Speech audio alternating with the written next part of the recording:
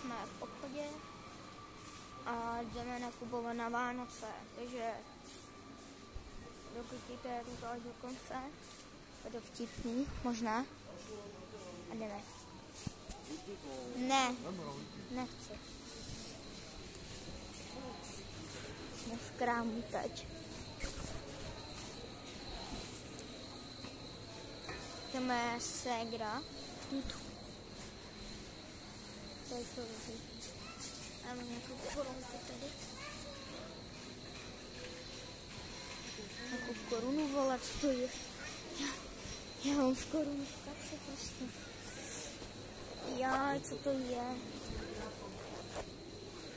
Líbím chleba, vole. Tam než chleba. Jo, jsme v krámu. Kdyby něco ještě. Já se podívat, jestli tady nejsou někde ty.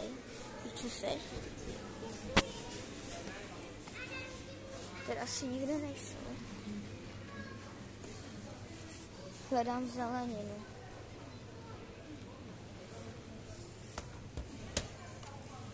A tady je zelenina.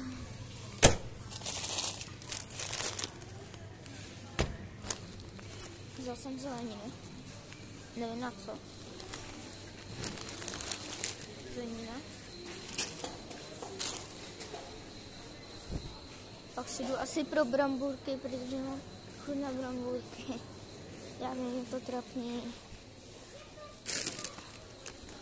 Možná, že si vemu tuto.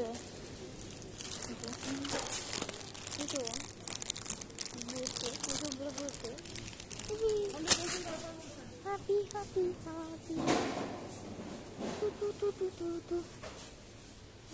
Tak, pak si aspoň 100 lajků byste tady mohli dát. To se mi velmi líbilo.